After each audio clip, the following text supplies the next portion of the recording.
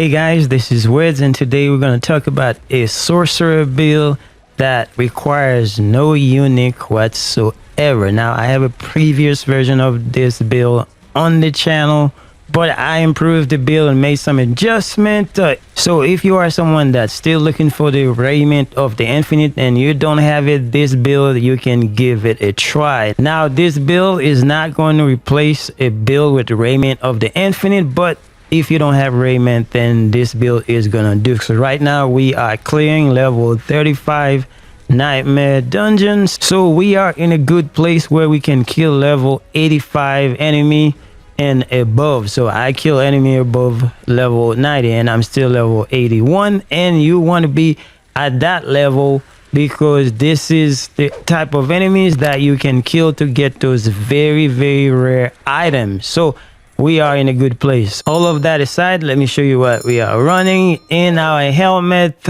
I'm gonna show you everything real quick, and then I'm gonna come back and tell you the kind of stats that you'll be looking for when you are putting your build together to make sure you have the maximum potential to have a good time. Again, if you want to know what kind of aspect we are running, I am going to leave a link in the description. That way you can see all the aspect that we are running. So for helmet, these are the stats that you need to look for. Trying to get at least 3 of the stats: cooldown reduction, maximum mana, and maximum life, and then some lucky hit chance if you can get it. But at least if you have 3 out of the 4, you should be good to go to start your build. Now for your chest piece, you are looking for damage reduction from close enemy distance, or you also can get some damage to cold damage, to frost kill damage, maximum life, or armor. So if you get some of the stats on your piece of chest, then you are good to go.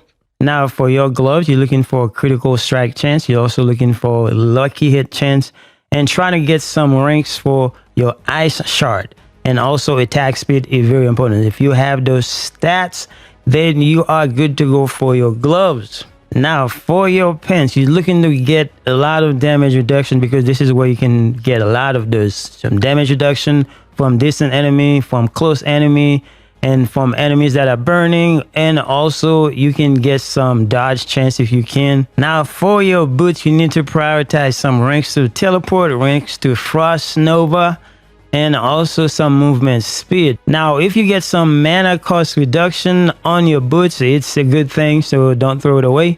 But you know, movement speed is kind of important, and if you can get some damage reduction, just take it, so you will be fine. Now for your one-handed weapon, trying to get some core skill damage, some intelligence, vulnerable damage, and crit strike damage.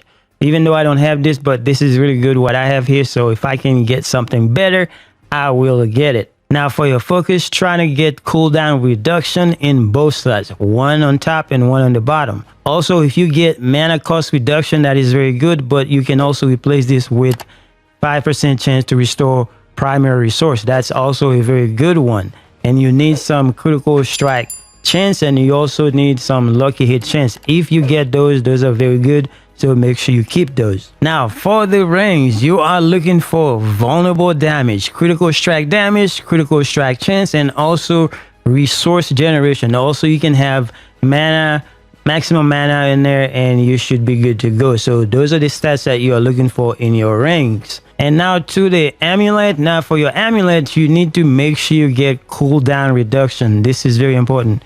Cooldown reduction is very important.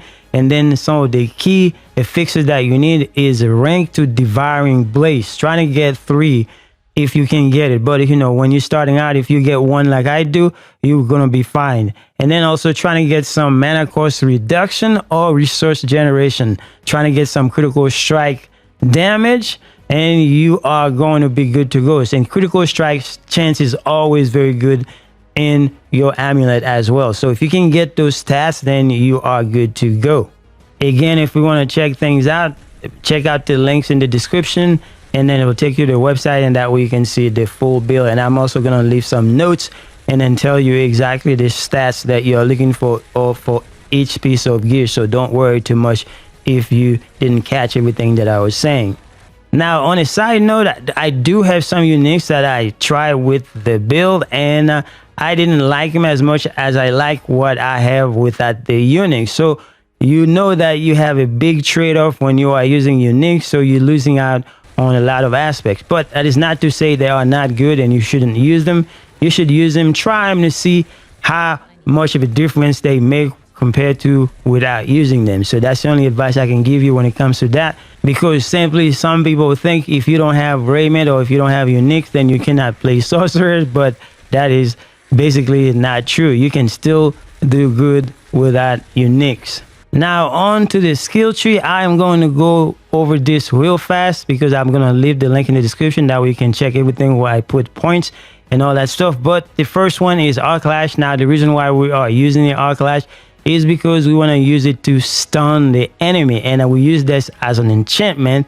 And then because we have the control aspect where you have extra damage when you stun, immobilize, and freeze enemies. So if you don't have something to stun the enemy, then you will not be able to take advantage of this aspect. So that's the reason why we are using this. And plus, we do not have Raiment of the Infinite. But once we have Raiment of the Infinite, then we will not be using this. So Raiment will take the place of that because this is the meta. That said, we put 1 point in Firebolt, and then we go down to the core, and of course we take Ice Shard. Here on Ice Shard, we have 7 out of 5. That's because we have those 4 ranks on our gloves, and that free up some space for us to use those points somewhere else.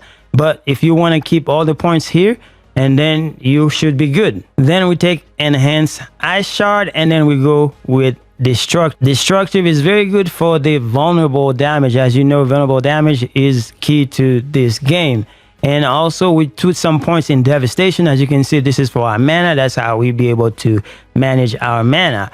And then when we go down, all the defenses, we're going to take all of them. So I'm just going to go, and this is what we got. Again, I'm going to leave a link in the description and you can see what we got. Now, I don't put 3 out of 3 in Glass Cannon, but you can if you want to. It's not because I am dying, it's because I want to use the points for somewhere else. So I figured 2 points in Glass Cannon is all right. And then we also have the Elemental Attunement. And then for the Ice Armor, as you can see right here, we put this one, but some people decided don't want to do that. It's okay. If you're not having mana issues, then you are good to go to remove this and then just put it somewhere else.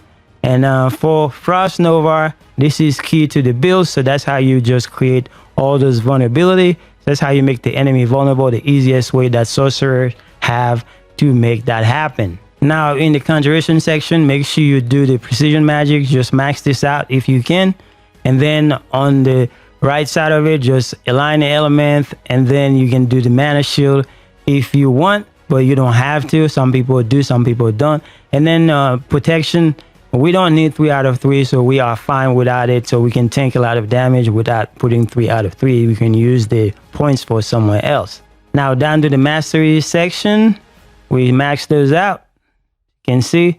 And then Blizzard. Blizzard is gonna be key to doing a lot of damage. Now some people decided to take an ultimate. I try to use the ultimate Deep Freeze, but I feel like Blizzard was a lot better. But you can take Deep Freeze because it helps you get some mana back, and also it's a oh shit button, so if you feel like you're in trouble. But I am not having any problem staying alive, so I go with Blizzard because I feel like this is the better choice for me. But again, you don't have to use Blizzard if you don't want to. I am using it. It's good to go. And here we're going to take 1 point to Enter Flames so we can get to Devouring Blaze. Devouring Blaze is the player of the game. It's the MVP for the Sorcerer build. Just make sure you get this. And then if you have ranks to Devouring Blaze on your amulet, you're going to do so much damage. It's going to be insane. So I only have 1 and I'm at 100%. So if I had 3, then you will see like in the 150, 200, depends on what you get. Some people get a lot more than that. And then for the ultimate section, we take all this circle right here. Just max everything out if you can. But you can mess around with things. If you need to take points out of things, you can. But make sure you max this out. This is important.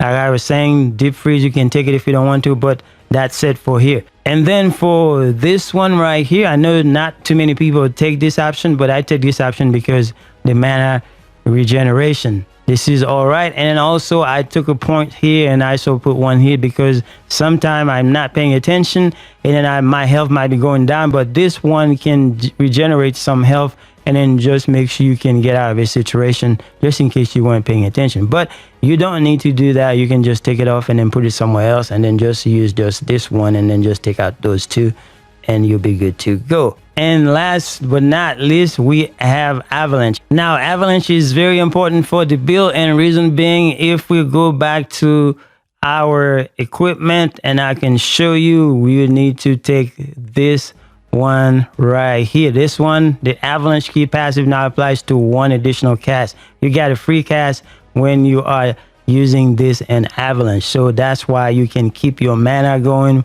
without worried about anything else. Now onto the Paragon board. Again, I'm gonna leave a link in the description. If you want to follow this, you can. Now for the starter board, I am going to focus on trying to get as many non-physical damage as possible, because according to the expert, non-physical damage is not conditional, meaning it is always going to be there for you. Do compared to, like, for instance, like vulnerable, you have to make the enemy vulnerable in order for you to get the benefit of vulnerable damage. So that's the difference between non-physical damage and all the other damage in the game. So we are follow this path right here. Now for our second board, we make sure we prioritize the static surge board. Now reason being is because I'm trying to get this mana that is available here. That way I'm not running into mana issue. So I don't have any mana issue.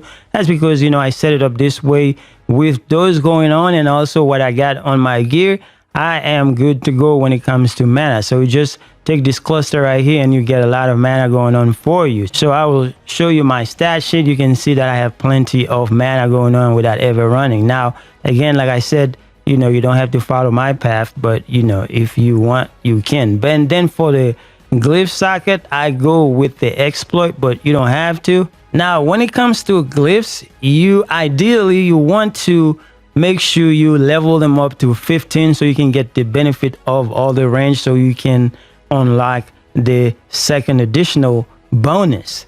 Now even if you don't have them leveled up, you can still put them on there because you get the primary bonus that it comes with. Like for instance, for exploit, for every 5 dexterity within range, I got the 1.6% damage. So you know exactly what I'm talking about. So just make sure, even if you're not leveled up, if you get to a point where you unlock a glyph because it was on the path, then just make sure you put one in there, because not putting one on there is just really hurting yourself. And then for our third board, we go with the Icefall board. Now when it comes to the board, it doesn't matter where you put them as long as you have enough points to actually move from 1, 2, 3, 4, 5, whatever. But sometimes you don't want to stretch yourself too thin with the board. Just make sure you take the necessary nodes, and then that way you can have something that will benefit your builds. Again, this is going to be on the link for the video. Then if you want to look at it a little bit deeper than that, then you are